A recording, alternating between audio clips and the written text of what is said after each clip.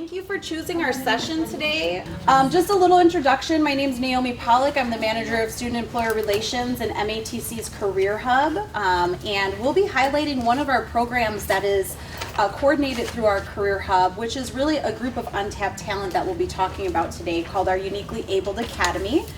Before we kick things off to start with our wonderful panel and have them introduce themselves, we wanted to just acclimate everyone in the room with what is the Uniquely Abled Academy so that there's some context about what we're talking about before we dive into the panel questions themselves. We will have time at the end for Q&A, so we'll open it up to the audience as well. So keep your questions in mind as they come up, and we'll make sure we open the floor to you as we get through our list of questions here today.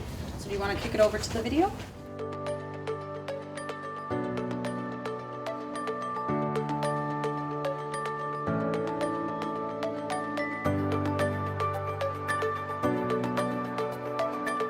The most rewarding part working with the Uniquely Abled Academy students has been watching the students get that aha moment when I can see that they are fully understanding what I have taught them, and the next day they do it on their own without supervision, without instruction. I was interested in being part of this program, being able to learn a trade that I have skills. It was a good way for me to find a place and get learning material to be in a part of a working force that pays well and has benefits. I've always liked solving puzzles, and this is kind of like the adult version of that. I think making something with these machines is pretty satisfying. I've learned a lot, like making all different kinds of parts, being able to make them from start to finish, learning how to use the machines, the measuring tools. I've learned that I'm really good with using my hands.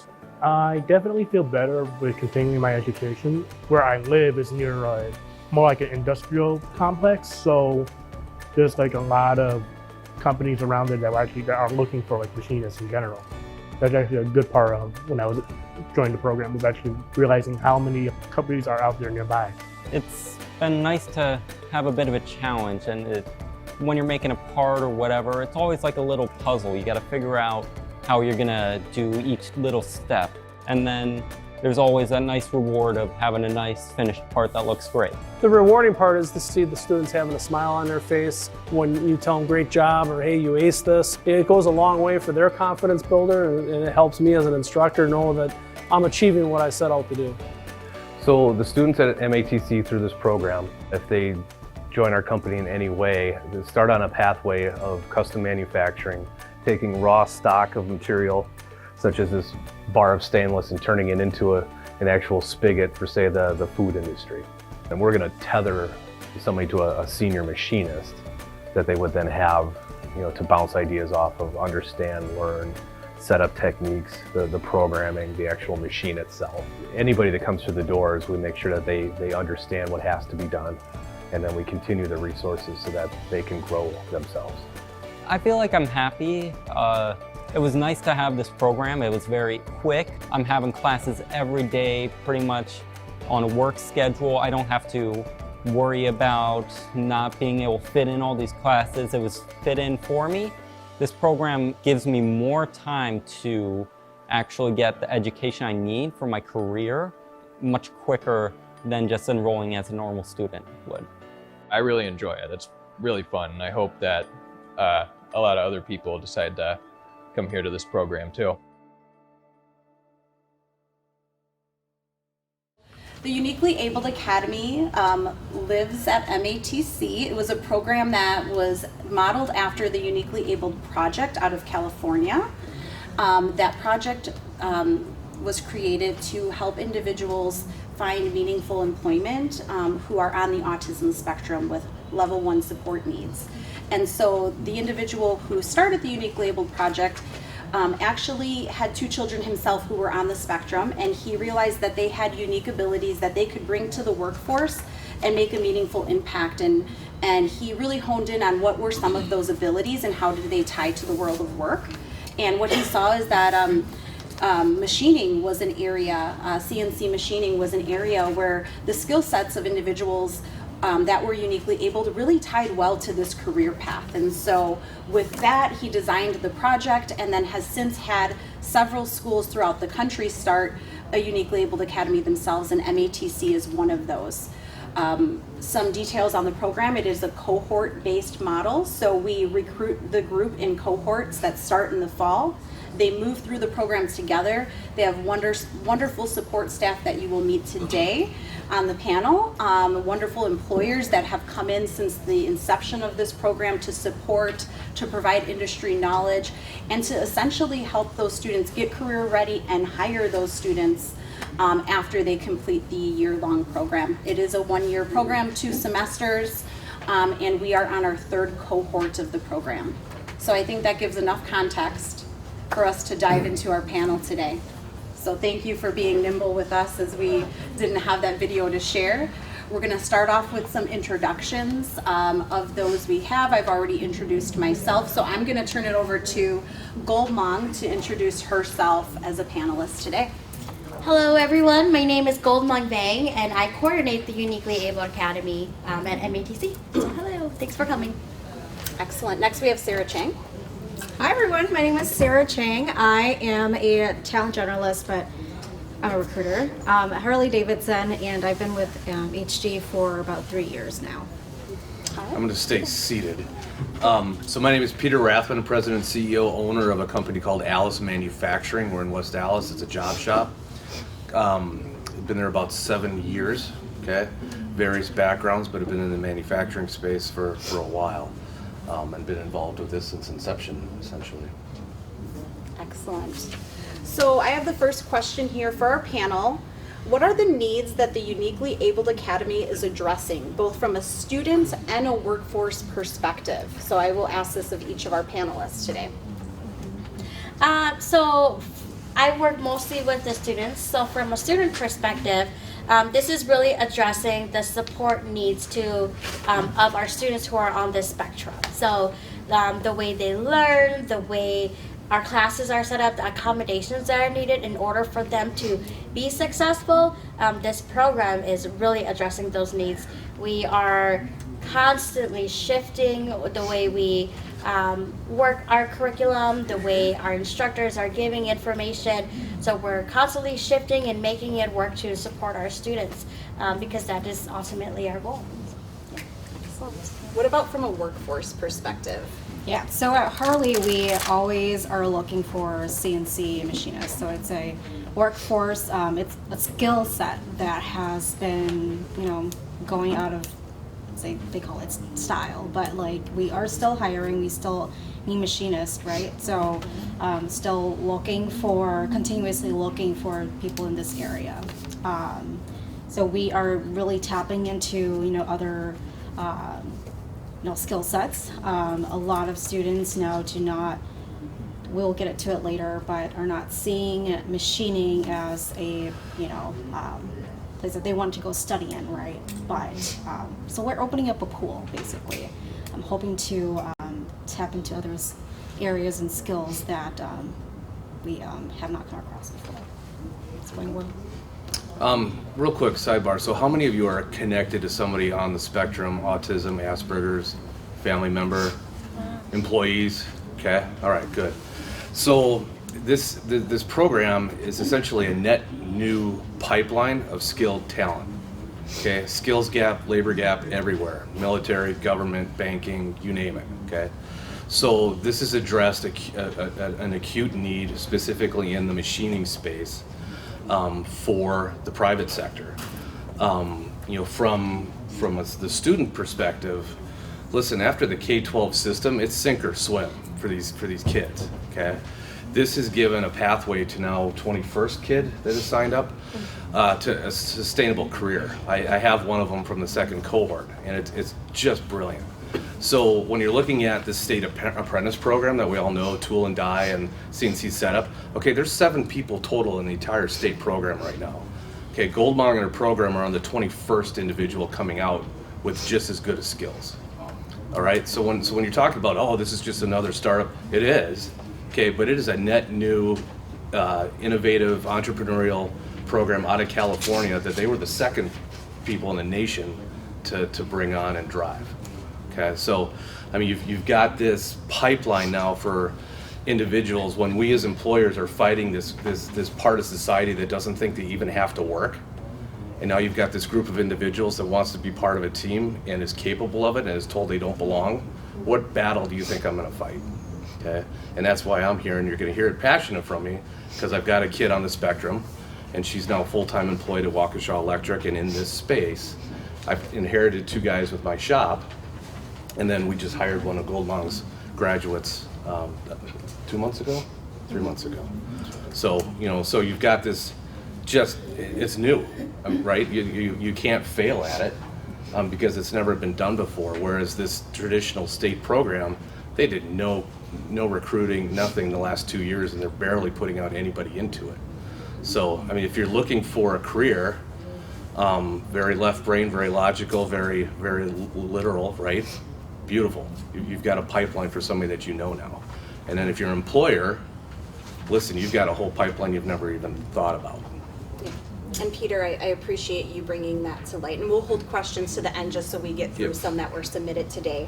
But, you know, Goldhmong and I have done a lot of research in this space as this program has come up. And keep me honest here, is it to the tune of about 3 million in the workforce that are on the spectrum or have some type of unique ability that are underemployed? Yes. So speaking to that untapped network, and how do we tap into that? 110,000, I think, just in Wisconsin alone, according to Down Syndrome Association. Right, Yeah. so 11% of the workforce is actually considered disability. Let's define that for a minute, okay? The only disability that exists is a bad attitude. Everything else is navigable, okay? Yeah.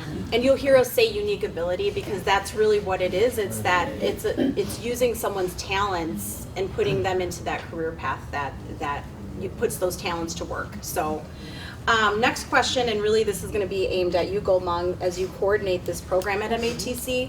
How did the Uniquely Abled Academy get its start, and what resources were really critical to get the program off the ground?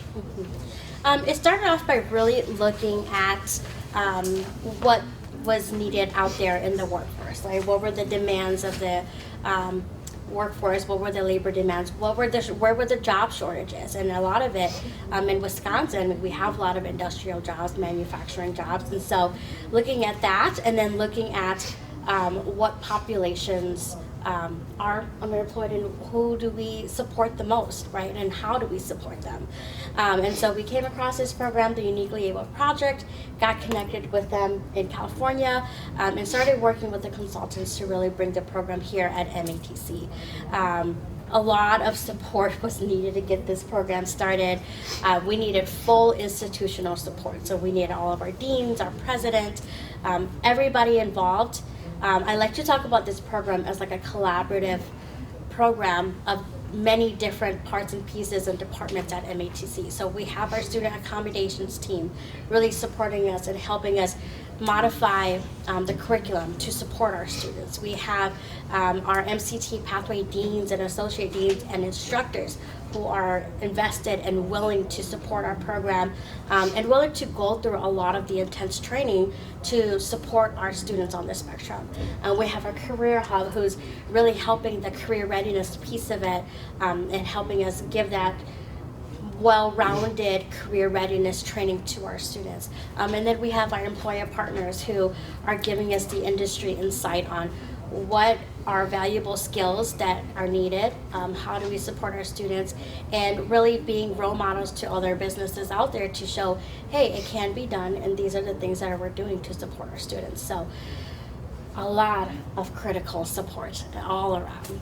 So yeah, I don't know if you guys had anything else to add. No, but I mean, it wasn't that MATC carved out this unique little sub-unit within their culture, is that they really brought the whole organization around to make this fit. So they're not, the students aren't learning in a separate, listen, they're going through the exact same CNC classes as the apprentice program and any accredited program are going. So it's not like, oh, we created this special program that's not as heavy over here. No, they're going through the legitimate classes that all the other CNC machinists and tool and die people are coming out with. So it's a compressed version, but most of them are continuing on to the second year. Yeah. Yeah, and while Goldhmong and her team sit in the Career Hub, it really is that institutional support. I would say our dean and our associate dean of our manufacturing, construction, and transportation pathway, they love this program. They wholeheartedly support it. They wholeheartedly support the students. They're ensuring their faculty are taking on additional training through the Uniquely Abled Academy to support our students, and know that our students are taking the same coursework and are held to the same standards as our other students, but we provide those supports on the career readiness, on those skills building that are above and beyond the technical skills they're learning. And so that's a huge piece of it. So Peter and Sara, this one is for you. How did your organization find out about the Uniquely Abled Academy? And why did you choose to get involved as a partner? So I'll start with you, Sara. Yeah. So when this started, I actually jumped in just last year, and so I wasn't part of the beginning process of joining. But Harley has always worked with MATC and a lot of other initiatives, and so as this program was brought on, our hands are on it. We want to make sure that we are also taking part in helping the academy and support the program, just because we really are trying to hone in on that talent pool that we're trying to build. Excellent, thank you. And Peter, what about you? So one of the professors, Chris, I think he retired now, had put Dale. up. Is Dale he still is there? retired. Dale's retired. So there's a posting on LinkedIn right as the world shut down, and having 2 employees on the spectrum that I kind of inherited and knew how to. And then my daughter was working with me in the company as well. It was like, okay, this is peanut butter meat chocolate. So then I think before they even had an idea at the school, I was stalking people that everybody I knew within MATC to say, listen, how can we help? How can we help? How can we help? Here's who we are. And then Trish at the time, who had kind of kicked off the program before Goldhmong, took it and put it on the next level. Her husband's in our school district, so it was just kind of okay, we found out, and then we just offered ourselves as that industry driving kind of experts to help guide the curriculum. Just started, finally somebody called me back. Yeah, absolutely. We're not letting you go now. No. So. Now it's like the mob. Once you're part of the family. Right. Sticking with the 2 of you, Peter and Sara, what are some things that you've done so far in partnership with Uniquely Abled Academy to let the room know what some of those possibilities are if there's additional interest today? Yeah. So with the different cohorts that we've had so far, Harley, so far we have been going to a lot of presentations and making sure that these students are getting the support and the career readiness, preparedness that any employer would look for us, as far as like resume building, interviewing skills, all of that, and obviously educating them about the machining and Harley workforce as well. We actually just had a tour just this past Monday with 10-12 students, and it's just amazing how the students are they're there and they know exactly what they're doing, what they're seeing, what they're looking at. So it's just exactly what they study at school. So it's really cool to see. Peter, what about you? Yeah, so I think the advisory board, and there's still openings, there should be more people on this advisory board. But my daughter and I have gone to talk to the classes, and my role is to kind of educate them as how big this manufacturing space actually is. They're in a lab with some old Bridgeports. They don't understand how big Wisconsin is. 1/12 of the nation's manufacturing, I believe. Okay, so just everything that's made here, I throw it up on the screen. From the cow pie to brewing equipment to tractors, you name it, right? So it's a big tent that they're a part of, and then where they're actually fitting into that mix. So the education aspect from outside as the industry. And then, facility tours. So if any of you can offer a facility for them to go see what's being done and how they can make a difference, that's a huge step for them. A lot of them don't like to look up from their shoes, just the nature of autism. But to open up their eyes at where they could potentially fit out there. And then I think with other advisory board, our role is to really introduce other stakeholders to this program, right? So I do a lot with the Disability Inn as well. Best Buddies is out there, Down Syndrome Association. those are all good groups that know people that could be into this program. So, when we did a presentation in May, it was about a village, but it really takes a city and a state to kind of support these efforts. For employers that can't speak for themselves today, not being on the panel, what other ways have they been involved?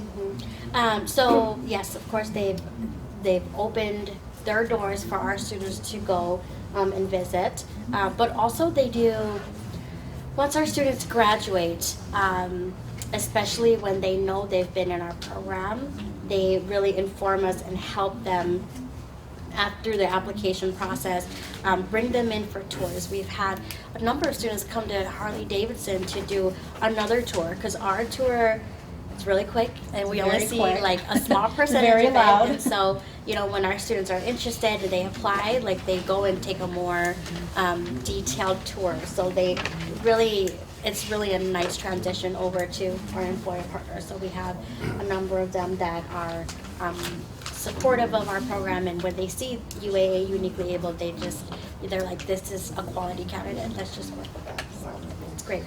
Hey, can we talk just quick about involving parents? Yes. So, like I said, sink or swim after K-12. Okay, a lot of these kids have the parental support for transportation and kind of the daily management. But as much as you can do to involve the parents too, and bring them in, and make them part of not only the hiring process, but then the continuing employment too. And because I guarantee you, 90% of us parents that have children on the spectrum have been through the state programs are completely let down. So it's always been up to us to kind of listen. There's nobody else that cares about this kid more than us. So when these parents have actually heard that, hey, it works, and they come see the facility and come talk with the other parents and see the program and what they're hear from the instructors, I mean, it's almost, I see tears in eyes. It's, so that I think that's a huge part of the success of this program is the resources and the communication with the families as well. Absolutely. So what and this will be for all of you, what perceived notions do you find that are debunked through the Uniquely Abled Academy, whether that be from the students about working in a manufacturing setting, or as employers and looking at a neurodiverse workforce? This is what I hear a lot from our students and parents, from like starting at the beginning, right? Introducing them to the program all the way to the end. Like, I think manufacturing generally has a misconception that it's dirty, it's a lot of hard work, it's really rough on them. I mean, it's hard work. But like the conditions are just not quite like great enough to work there. And so bringing these new students in and their families and showing them, no, this is what it could be, this is what it is, and it's growing, right? Now we have robots, and now we have like all these safety precautions that really keep our students safe and the workforce safe. And it's also really cool because then we have these experiences where we can tour facilities and really show them what it's really like to work in a shop, have them compare a small shop versus a big shop, and really think about their values and what they're interested in. And so a lot of that is, after our first visit, they came back like, wow, it's really clean. I'm like, yes, so keep your workstations clean because that's really important. And so just having that experience. And so I really think that's debunking that. But also just our students, a lot of them are, up to this point, have been underestimated, have been treated in really terrible ways. And so this is really their first experience, being put in a position where we're like, yes, we believe in you. We know you can do this. And it's challenging, yes, but that's why you're here, and really growing from that. They're here with us for a year, and it's only a year, but the growth from the very first time I met them until the end is just amazing. Our student with Peter, I met him again after the summer graduation, and he just is a whole different person. It's awesome. But more the same, but more confident, and it's just pure. I love it. Yeah. Yeah. I think it sounds a little cheesy, but you know, a lot of times it's just, let's not highlight the challenges, right? Let's highlight their talents and what they can bring. And back to what Goldhmong say about, you know, having a clean work environment. Harley our powertrain operations, we call it a city inside of a city. So there are stop signs, there are walkways. So it's, the important part is safety is just our number one priority, I think, in a lot of organizations, right? So it's right now a lot of it's robotics, and so when the students come and they ask, well, where are the manual machines? And so there's a little small sector where we took them and looked at, but a lot of it, it's just a lot of programming. So, and they liked it. They really enjoyed it. And when you tell students or just kids in general, like machining, like, what's that? But what about something tangible? Like, do you like motorcycles? Hell yeah, I like motorcycles. You know, so it's cool when you engage that kind of work into it. So That end product, Yeah. we've seen our students' eyes light up to be like, oh, I'm building that part for that end product. Like, that's where that excitement starts to really spark. Yeah. So exactly. what about you, Peter? So I could talk about my peer group from an employer standpoint. That, listen, there's going to be an increase in indirect costs and cost of benefits. Financial argument not to hire somebody that you think is not capable of working, right? So most of these kids work part-time, they have benefits through another thing, they just want to be a part of a team. The thought that you are going to drive non-productive people into helping this individual out is completely debunked, because Eric came in, transposed from metric to standard, and was writing a program and carving out parts within 3 hours of being there. And the other preconceived notion is from your actual employees or internal people that, like, how are we going to support this individual? And then having the frontline people that are going to be willing to work with this individual, okay? Had one of the parents one time ask me, he's like, well, what do you do as an employer when another employee calls your kid a retard? And it took me. And my immediate response was, well, what I would do as a parent isn't legal in 48 states. There's a few it is legal in. But as an employer and as driving this, listen, if I don't have the employees that are willing to support this individual and the management doesn't have the tools that can help grow this individual, then I haven't built the company that this individual belongs in. All right, so it was an interesting story with onboarding Eric, and we could talk about this a little bit. But it is, the other thing is that, they'll never make it through the hiring process. Got it. So you need to ditch your 3-page job unicorn descriptions.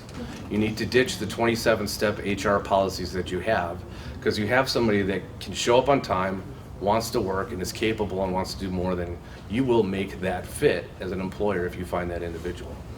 And at the end of the day, I looked around at my guys and I said, which one of us doesn't have some sort of funk going on? And they're all like, huh, you're right. And so Eric's really become one of the guys. But it's been interesting to watch my team kind of, all right, we get it. He's one of us. He's really opened up in the last 2 months. So. Yeah, awesome. What are some of, and I know we've talked about some of them today, what are some of the outcomes or successes that you all have seen from the Uniquely Abled Academy to date? Whether it's hires, whether it's, some of the small wins, whatever you see as that outcome or success that through your participation you've celebrated. Well, I came on this team as a coordinator at the beginning of our second cohort, and we had 5 participants. And they all completed at the end of the program, and it was really exciting. 2 of our students came back to MATC to complete their technical diplomas and continued studies. One of them is working with Peter and is just enjoying it. Eric is his name, and he also came back as a UAA tutor for us, so he's working with our current students, really helping guide them, and just seeing his interaction with them really it's more also just support of, hey, I know what you're going through and it's challenging now, but it's going to get better. Like just seeing students feel comfortable with someone there who's been through it is really awesome. And then we have I think 3 out of our 5 students are working with our employer partners. So we have another student, Matthew, who's with Superior Die Set, and then Eric, who is working with Wisconsin Metal Parts. And so all of them are, with our employer partners, really supported. And so we just really. And these are advisory partners, all of Yes. them. So all of them are working for an advisory partner, which is, kudos to you all and those who can't be here, that commitment is real, and they're not only advising on the curriculum and the program, but they're hiring these students. So that's been great. Can I just add one more thing? I also just think that having the students complete something is a win in and of itself, because our students have probably been told that they couldn't do a lot of things, have been told that they are just not going to be part of society. And so just being able to complete and accomplish this and gain a certificate is a win. And for most of our students, this is the first time they've gained any type of certificate or success. And so that in and of itself is a win and just an awesome thing. So. What's been a winner outcome I think for the you? biggest win for me is just being able to, help and engage with these students. And you never really realize the kinds of capabilities you have personally, if we're talking to these, students. And the biggest, I think it was from the first cohort, I actually have 3 students that did more tours after their first tour with us. And we were so close to hire one, but with Harley being such a big head count, it's just a lot of movement, and we end up, being able to have a spot for him. But I'm really hoping that in the future we will be able to hire these students. Yeah, I mean, Eric is the obvious success story, but I think seeing the other students continue on with their education, and to know that, how many you had 30 applications for the program, but we're limited on 7 or 8 with the size, just instructor ratio. But there's, future success would be growing that number of cohorts out there and the people that can support that. So it's it's between what we've done at Tool and then what I've seen at other companies that are kind of pivoting to make this work and surrounding individuals with the right mentor, trainer. I mean, they're tethered to somebody. It's not a, hey, here's your role, good luck. I mean, there's a constant check-in, hey, you good with this? They are part of their success planning, right? So it's not like they're coming in and it's sink or swim, like I've said in the past. It's really, okay, tell me what you want to do, and what you've seen here and where you think you can help, and then that's a co-development of an individual, not just dictating and telling them what to do. So it's, I'm looking forward to meet the next cohort in a couple weeks when we talk, because they're each just, the unique name is okay, but each one of these individuals, if you know this space, there is no cookie cutter playbook for anybody. Yeah. I mean, they all have their own playbook that you have to kind of write as you're playing the game with. And that's a success I'm going to share for Goldhmong, because she's humble and she won't share it herself. But as the coordinator of this program, her job is to constantly pivot, and she does that so gracefully. Honestly, the first cohort, lots of oh, we thought this was going to be the thing. Let's scrap that. Let's try this instead. Or we're seeing the students need more of this, less of this. Let's add this. Let's subtract this. And she just does it. And that's why we had 100% success rate with our second cohort. 100% of the students graduated from the program. And it's because she was nimble, and to me that's a huge success of her work and her team's work, is that they're willing to be nimble and to meet each unique need of each individual student. Not just, you are a group, this is for the group, but this is for you as an individual. And we had a graduate from the second cohort who said, to this point, she felt like nobody has ever believed in her. until she came to this program. So, yeah. Kudos to you, because I know you won't do it otherwise. So last question I have queued up, and then we're going to open it up to the group.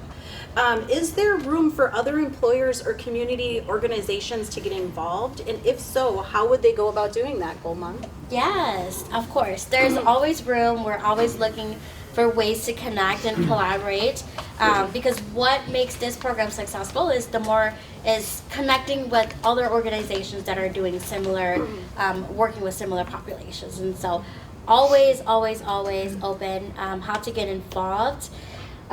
Reach out to me, email me, contact me. I have business cards, let's just connect. That's really it.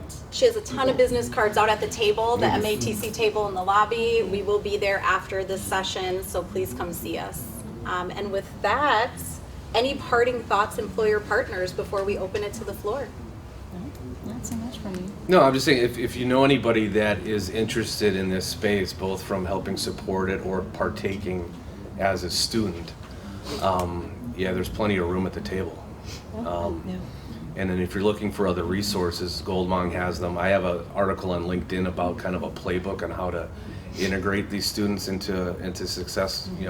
I wish it was a money-back guarantee and 100%, QVC sell on Amazon, but it's really what my daughter and I found of 12 different people we know on the spectrum of what's made that successful between the organization, the family, the individual, and then some supporting cast, which could be a staffing model to get through all the HR policies that they're not going to pass, or transportation companies, because some can't drive, so there's a lot of coordination that is constant communication out there. So I appreciate everybody coming to this room and hearing this story, because you'll hear it again from me everywhere. So can we give our panel a hand for their work?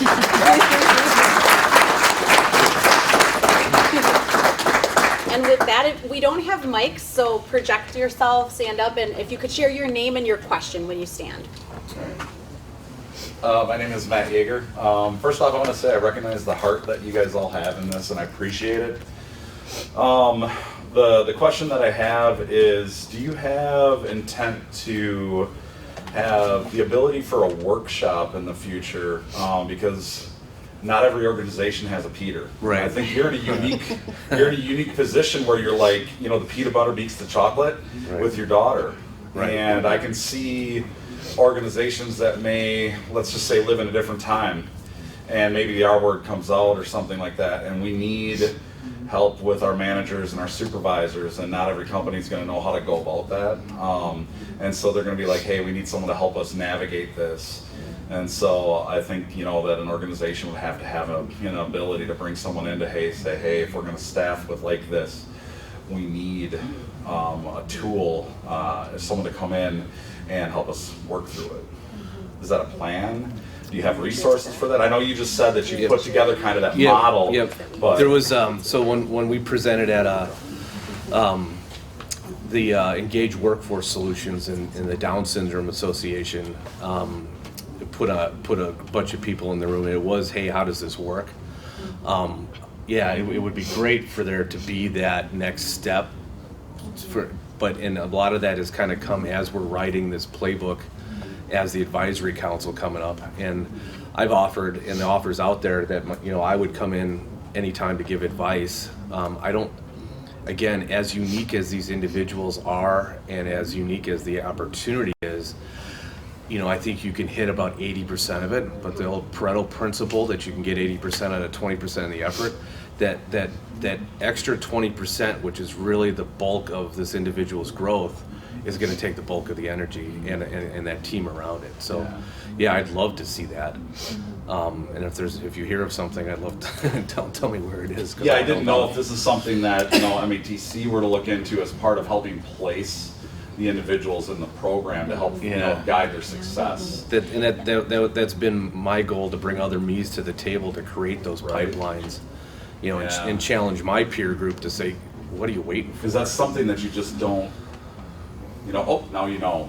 Right. Because it comes through experience. Eureka theory. Yeah, right, yeah. Oh, I knew that would work. Yeah. Right. I'll also add, For us, the wonderful thing about being connected to the larger Uniquely Abled project is that they have resources for instructors, education bodies, educators, but also for like business partners. And so we have a lot of those resources that we can give out to employer partners, but also we've been building connections with a lot of like organizations here in Milwaukee, and I know they are developing resources for employers to develop, you know, inclusive practices in their places. And so we're starting to build those connections and starting to build those resources so that, yes, when we do have employers who say, hey, I want to be a part of this, but I don't know where to start, we'll be able to share that over. So after my daughter and I presented, I actually was told to read a book that existed for a dozen years. So one of the senior VPs of Walgreens' son was on the spectrum, and so he wrote a book, and you can Google it, Amazon it right now. I think it's called No Greatness Without Goodness. And he went into the Walgreens distribution system and said, listen, we're going to make 10% of our workforce from the neurodiverse and disability space. And so that there's a framework in there. Again, that'll get you to 80%. It's up to you then how do you personalize it from that. But it was a good quick read and validating for some of the people that are supporting this. Yeah. I had a hand here first, and then I'll come back to you. My name is Jeff Smuller. I'm with Wagon. We just completed a project with City on the Hill involving the construction industry, funded by Bolt. And so we have relationships with the Near West Side partners as well. So this is an offer to work with you. Our mission is to connect, support, and encourage new generations, and also to connect science, policy, and practice. And that's the origin of my question. We look for what are the barriers to advancing a value proposition for business, for society, the science, the policy, and the practice, and we have ties to Madison. So the question for you is, when do you think you'll have enough stories or enough evidence, enough advocates to get the attention of policymakers so the workforce policies, the fiscal policies, the regulatory policies support what you want to do? And secondly, from a standpoint of your corporate culture, we're working with Bolt and something called Leading with Care, which is a new strategy for corporate value propositions to get at the social and economic purpose. To what extent, when will you be ready to showcase what you're doing to the business world, that it makes business sense, and to the public policy world, which is still stuck in some of the old policies? That's a big question. That is a whole And nother Jeff and I connected in the lobby, and I'll say that, you know, as an MATC, this is a grant-funded project, and we continue to seek grant funding to keep this project in place, but it does take those outcomes. And we've gotten a lot of notice. And so, you know, this room might not know of that notice. I know Goldhmong has like a running list of all the media coverage it has gotten. And we are looking at partnering with some of these groups like, okay, employers need help. You know, that's through Disability In, Thinkability, Autism Society of Wisconsin, right? We're starting to tap into these resources and build that infrastructure and those networks. But it does take time. And we are in our third group, and I think we're getting there. Are we there yet? That's still a question mark for me as well. But I think that we've made great strides. We've been featured on the Edge Factor, which is a television show that came out and featured our program and followed one of our students and their family. You know, it's gotten news coverage, it's gotten media coverage by local networks. And then Thinkability, is that the next one? Thinkability is the big network that is growing here in Milwaukee. They're so doing that up. stories on Eric and some others. I think, yeah, from a word of mouth, right? It eventually will get around through networking stuff. From a public policy state handing things down, listen, fine. I don't think there's any centralized efforts. You have so many fractionalized things that go there that every time somebody has an idea, they get a grant for. And there's no centralized driving force going, here's what's going to be done, and then hence asking me's to come to the table. So, I mean, it's going to take more of me's to say, listen, this is going to work and prove it to the rest of the community that it's not a risk. It's absolutely a win-win, because now I have an employee that I can train up to stuff, and then these guys that were doing that stuff can go on to a next level, and it becomes a stack training for an organization.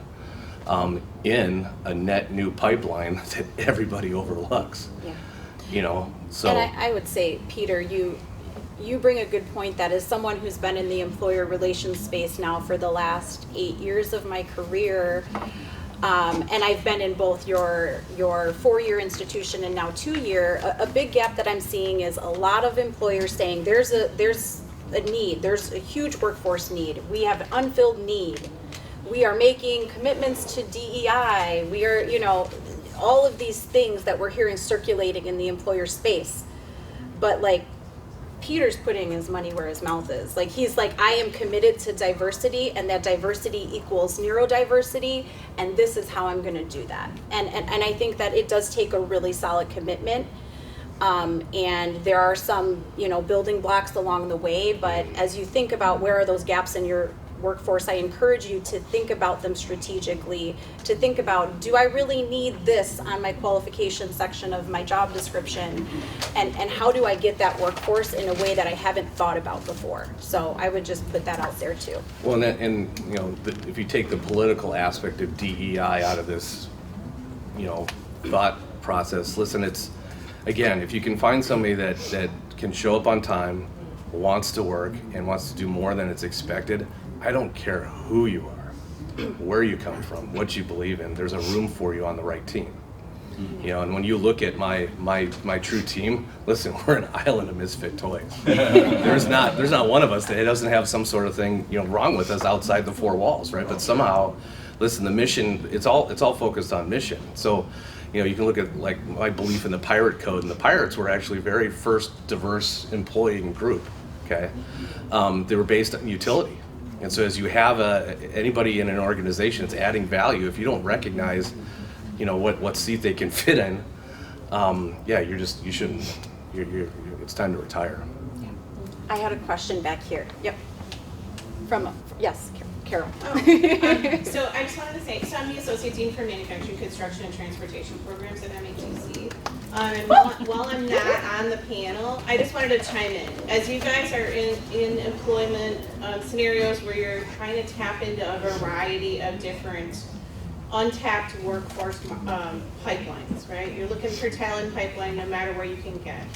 The gentleman in the front who made a mention of saying, you know, we don't know how to do this, you know, whatever. It's just like any other untapped population.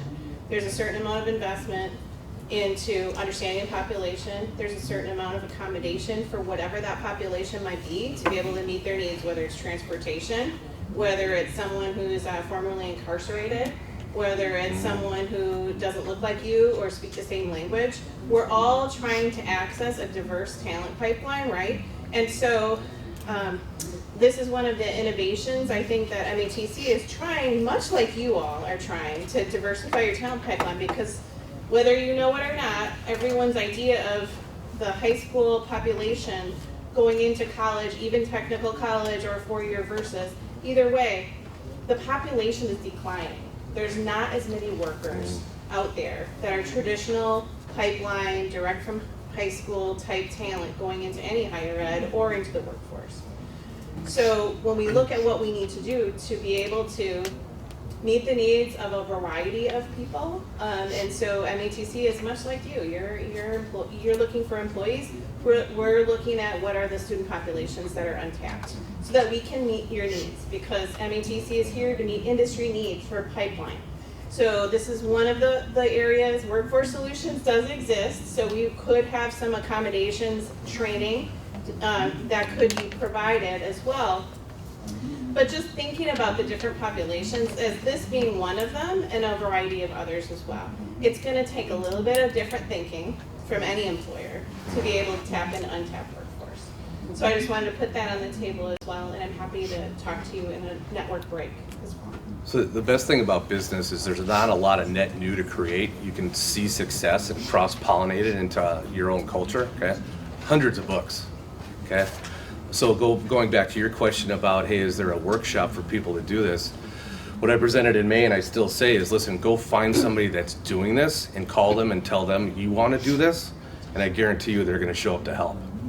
So we're already wired to do that. And I'd love to see that. So if there's something, yeah, if you know somebody's doing it, I've got other people that are doing it too. that just, hey, here's what we're doing, and that just that action alone of starting that activity, you're on a path. You know. Absolutely. Yes, right here. Carmen Ramirez, Helen Titan. You mentioned earlier that these are for individuals on the spectrum, level 1. Can you define what that means? Yeah, so level 1 really means that they are able to independently participate in the classroom activities and working on the machines with minimal support. It may mean that they, they know a lot of things. They can operate. They can interact with us, and that's level 1 needs though. Level 1 what came out of the insurance agency getting rid of Asperger's and calling it Autism 1 so they could cover services under their umbrella of autism. So it's really Asperger's. It's really high functioning autism. So these individuals are able to communicate, advocate for themselves, have questions. It's just in a very logical, literal left brain way. My son has Asperger's. Perfect. Yeah. So that is that. So level 1 is the Asperger's. Thank you for sharing that. The second question that I had here is we talked about CNC machining and other things, but also how automation and robotics is more part of manufacturing than ever before. Do you see this program going into more, rather adding a component of programming or any other automation to that? Yeah, so that is a great question. The way our program is set and the curriculum is created, they first start off with manual machining to really learn the bits and pieces and parts of a machine. After that, they go into the CNC coding and learning how to do programming. If they want to continue on and go to a different pathway, this is the beginning of it. So all of the classes that they're taking right now are the foundational classes that are needed to branch off into other parts. So if they are interested in more automation, we work with them to really find the right pathway for them. But everywhere they go, they're going to start off with these classes. So they're completing the foundational. I like to talk about this program as like a launching pad. So, we have students who like the manuals and don't really like the CNCs, or we have students who are finding challenges with the manuals but are really looking forward to programming because they like that coding part of it. And so really figuring out what works for them and then helping them go to where they want to go.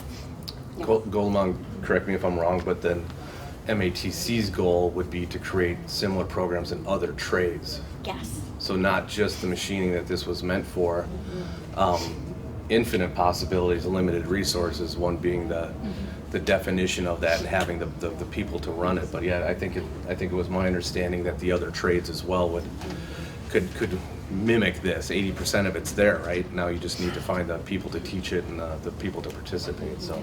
And Carmen being part of the Uniquely Abled project, that's the beauty of that, is some of the other institutions that have taken on that project as an academy, as we have, are into other program spaces. So graphic design is a space that another institution in Minnesota is doing. And so if we were to choose to continue to expand, being part of this network is greatly important because we can tap some of those institutions across the nation and learn from their onboarding and how they were able to ramp up their program in those spaces. So that's definitely something we've explored.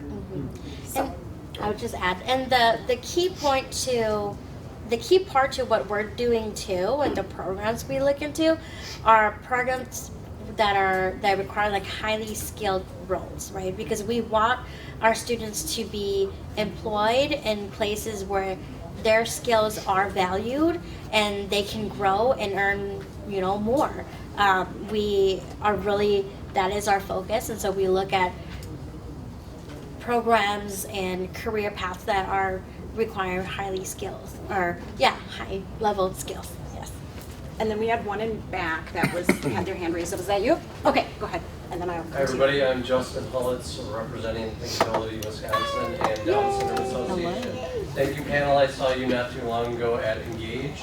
I think what Peter's mentioning, just to be from my side of the table, working with the individuals with all the diverse abilities, is it's going to take everyone in this room to think change, to get out of our comfort zone, to rethink those business applications and what it's going to take These are all unique individuals that are wonderful in the workplace.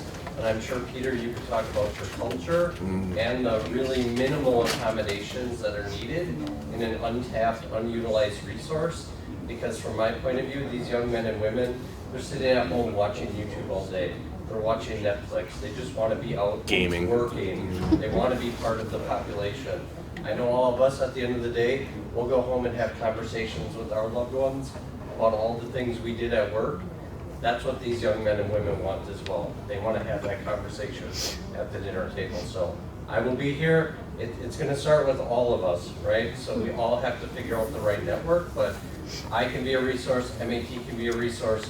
We're one of many service providers in the local area, but it's going to take change. So if you have a need, there is a needed population out there, and it's going to help everyone. So to create change, policy, it'll bring more to the GDP. It's going to make Wisconsin a better place.